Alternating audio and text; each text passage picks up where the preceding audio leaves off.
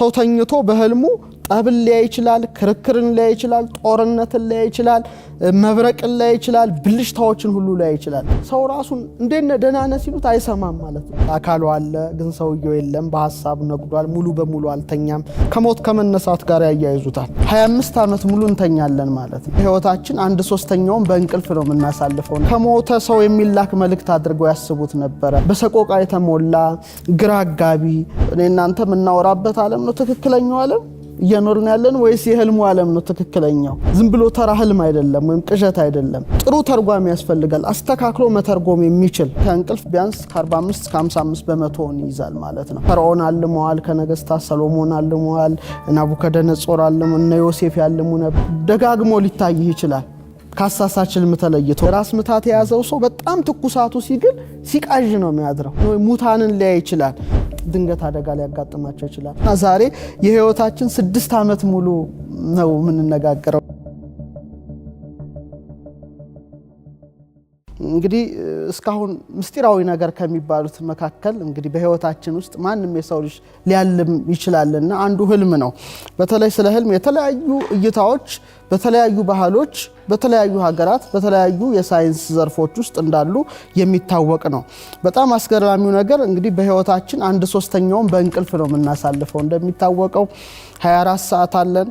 8 ሰዓት ብንተኛ 8 ሰዓት የሆነ ደግሞ ምርምር ብናደርግበት 8 ሰዓት ደግሞ እረፍት ብናደርግበት ማለትም ብንዝናናበት ብለው ይከፍሉታል። እና ቢያንስ 1/3ኛውን በእንቅልፍ እናሳልፋለን። ስለዚህ በአማካይ እንግዲህ እድሜያችንን እንደው ለክተን 70 75 80 በሚለው ሄደን 25 ዓመት ሙሉ እንተኛለን ማለት ነው። እንግዲህ ከ25 ዓመት ደግሞ 6ቱን ዓመት በህልም ነው የምናሳልፈው።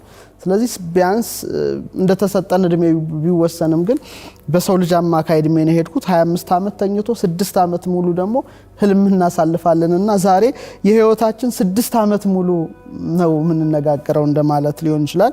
ያው ቅድም እንደጠቀስኩት እንግዲህ በዚህ የእንቅልፍ ሰዓት 8ቱን ሰዓት ነው ምንተኛው። አስደሳች ህልም እናያለን፣ አሳዛኝ ህልም ልናይ እንችላለን፣ አስደንጋጭ ልናይ እንችላለን፣ ሀዘን እናያለን፣ ደስታ እናያለን፣ ለቅሶ እናያለን፣ ሳቅ እናያለን። ብዙ አይነት ነገሮችን ነውና የምናየው።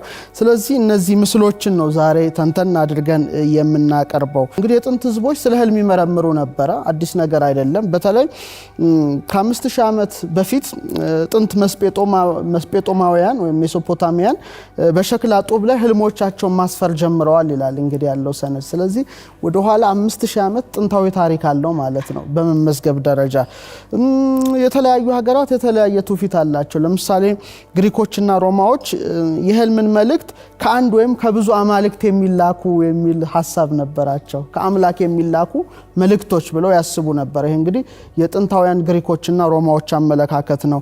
ሌሎቹ ደግሞ ከሞተ ሰው የሚላክ መልእክት አድርገው ያስቡት ነበረ። መጻኢውን የሚጠቁምም አድርገው ያዩት ነበር። ይሄ እንግዲህ የተለያዩ ሀገራት አመለካከት ነው። ሱሜራውያን፣ ግብፃውያን፣ ግሪኮች፣ ቻይኖች፣ ኢትዮጵያውያን እንግዲህ ስለ ህልም የራሳቸውን ምልከታ በተለያየ ጊዜ ሰነዶቻቸውን አስፍረዋል። አንዳንዶቹ ደግሞ እንግዲህ እውነተኛው ዓለም ቅጥያ ነው ብለው የሚያስበው አሉ። ምሳሌ እንንቀሳቀሳለን፣ በላለን፣ እንጠጣለን፣ ከዛ በኋላ ያለው ኔክስቱ ስቴጅ ቀጣዩ ደግሞ ህልም ላይ የምናየው ነው የሚል የፍልስፍናው አመለካከት ነበራቸው። ሌሎቹ ደግሞ ፈላስፎች ትክክለኛው ዓለም የቱ ነው?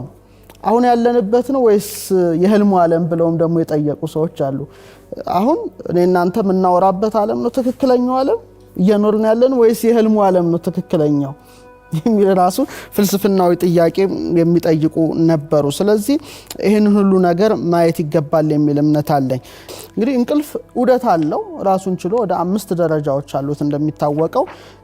እንግዲህ የመጀመሪያው ደረጃ ቀላል እንቅልፍ የምንለው ነው። ወደ መኝታችን ከሄድን በኋላ ዝግ ያለ የአይን እንቅስቃሴ ይጀምራል ማለት ነው። ወደ መተኛት ደረጃ እንሄዳለን። ዝቅተኛ የጡንቻም እንቅስቃሴ አብሮ የሚሄድበት አጋጣሚ አለ። ይህን ግን እንግዲህ ከእንቅልፍ ደረጃ ቢያንስ ከጠቅላላው ከ4 እስከ 5 በመቶ የሚይዘው ክፍል ነው ማለት እንችላለን። ከዛ ደረጃ 2 እንቅልፍ የሚባል አለ። ይሄ ደግሞ የአይን እንቅስቃሴ ይቆማል፣ እንግዲህ እንደዚህ እንለው ነገር የአንጎል ሞገዶች ከጊዜ ወደ ጊዜ በጣም እየቀዘቀዙ የሚመጡበት አጋጣሚ አለ። የእንቅልፍ አከርካሪ ተብለው የሚጠሩ ፈጣን ሞገዶች አልፎ አልፎ የሚለቅበት ሰዓት ነው። እንግዲህ ይጠቅላላ እንግዲህ ከእንቅልፍ ቢያንስ ከ45 እስከ 55 በመቶን ይይዛል ማለት ነው። ህልምና ራእይ እንግዲህ ቅድምም እንደጠቀስኩት አንዱ የአምላክ ስጦታ ነው ይላሉ የኢትዮጵያ ሊቃውንት ማለት ነው። ይህንንም ሲያዩት ህልም መልአካዊ፣ ህልም ሰይጣናዊና ህልም ሐሞታዊ ቅድም እንግዲህ ያነሳው አንዱ ከሐሞት ጋር የሚያያዝ ነው። እንግዲህ ህልም መልአካዊ የምንለው ትንቢታዊ ህልም ማለት ይቻላል። መጻኢውንም የሚገልጽ ህልም ማለት ይቻላል። ለምሳሌ ፈርዖን አልመዋል፣ ከነገስታት ሰሎሞን አልመዋል፣ ናቡከደነጾር አልሙ፣ እነ ዮሴፍ ያልሙ ነበር፣ እነ ያዕቆብ ያልሙ ነበር። ግን ህልማቸውን ደግሞ የሚፈታ ደግሞ በጣም ተርጓሚ ያስፈልጋል። ልክ እንደ ዳንኤል የናቡከደነጾርን ህልም እንደፈታለት ይታወቃል። ዮሴፍ የፈርዖንን ህልም እንደፈታለት ይታወቃልና ይሄ ከላይ የሚገለጠው ህልም ደግሞ ሚፈታ ሰውም ያስፈልጋል ማለት ነው። ዝም ብሎ ተራ ህልም አይደለም ወይም ቅዠት አይደለም። ትልቅ ነገር ስለሆነ ፈቺም የሚያስፈልገው ህልም እንግዲህ ህልም መልአካዊ ይባላል።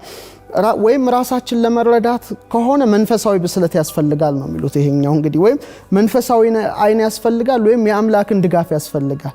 ሰዎች ከላይ በቃ አሁን ከሱፐርናቹራል በሚለው ሄደን ከመላእክት የሚገለጽ ህልም ከሆነ ወይም ከላይ ከአምላክ የሚገለጽ ህልም ከሆነ ወይም ጥሩ ተርጓሚ ያስፈልጋል፣ አስተካክሎ መተርጎም የሚችል አሊያ ትንሽ ልንሳሳት እንችላለን።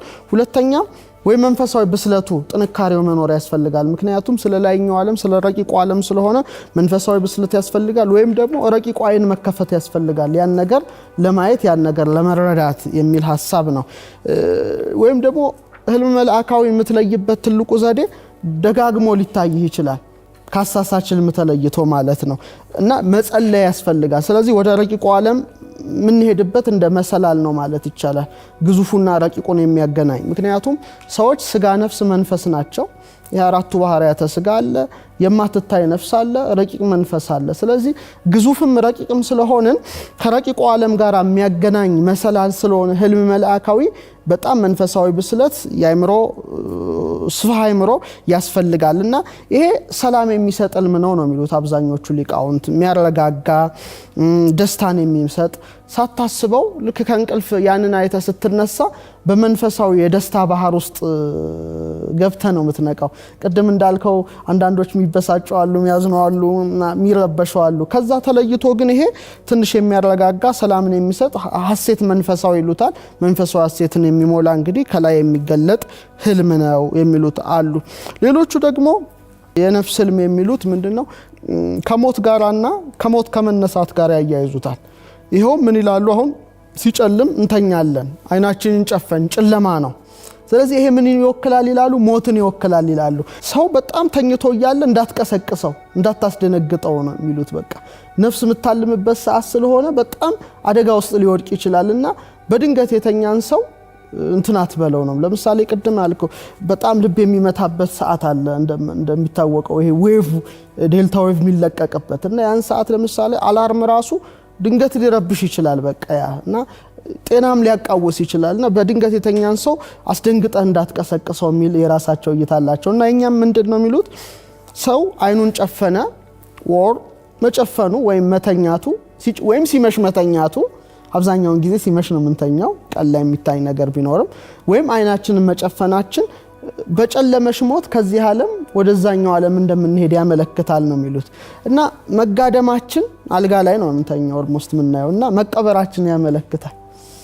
ግን ስጋችን ተኝቶ ሲያንኮራፋ ህልም ደግሞ መታየቱ ሌላኛው ዳይሜንሽን ውስጥ መግባታችን ሰው ስጋው በመቃብር ቢወድቅም ነፍሱ ግን በህያውነት አለች ነው። እንግዲህ የምትኖርበት ዓለም ሊለያይ ይችላል። ጠዋት ደግሞ በብርሃን እንደገና መንቃቱ እንደገና ከሞት የመነሳቱ አድርገው የዛኛውን ዓለም ወካይ ያደርጉታል። ከሞት በኋላ ስላለው ህይወት ህልምም አንድ ወካይ ነው ብለው የሚያመለክቱት ምልከታ አለ። ሁለተኛው ህልም ሰይጣናዊ የሚሉት አለ። ይሄ ደግሞ ትንሽ ይለያል። ቅድም ያልኩት ያ የሚያረጋጋ ሰላም የሚሰጥ ሐሴት መንፈሳዊ የሚሰጥ ሲሆን ይሄ ደግሞ በሰቆቃ የተሞላ ግራ አጋቢ ጭንቀት ያለው የክፋት መልእክት የሚያስተላልፍ ማለት ነው። ግደለው፣ አጥፋው፣ ምን የሚል ይሄ እንግዲህ ሹክ የሚል ከሰይጣን የሚገለጽ ነውና ብቻ ማረጋጋ መንፈስ ያለው በክፋት ነገር የተሞላ ህልም ሰይጣናዊ ሊሆን ይችላል የሚል እሳቤ አለ። ወይም ደግሞ በትዕቢት አንተን ለመጣል የሌለህን ክብር ቆልሎ ሲሰጥ በትዕቢት እንድትወድቅ ሊያደርግ ይሄ እንግዲህ ህልም ሰይጣናዊ ብለው እየፈቱበት ነው። ሌላው ግንና ሰፊው ትንታኔ የሰጡት ከጤንነት ጋር የተያያዘ ህልም ነው። እነዚህ ህልም ሐሞታዊ ብለው ይለዩታል። ለአራት ነው የሚከፍሉት። አንደኛው ከቀለም ጋር የተያያዘ ነገር ነው። ህልም ውስጥ ደም፣ በልቀም፣ ሳፍራ፣ ሳውዳ የሚል ሐሳብ ሰጥተዋል። እነዚህ እንግዲህ አራቱ ሐሞታት ናቸው ነው የሚሉት። እነዚህ በሚሰለጥኑበት ሰዓት ደግሞ ህልም ያሳያሉ ይላል። ልክ እንደ ቀለማትነታቸው ደግሞ የሚያሳዩት ህልምን በዛ ደረጃ ይለያያል የሚል እሳቤ አለ። ሰፊ ግዕዝ ነው፣ ወደ አማርኛ መልሰዋለሁ።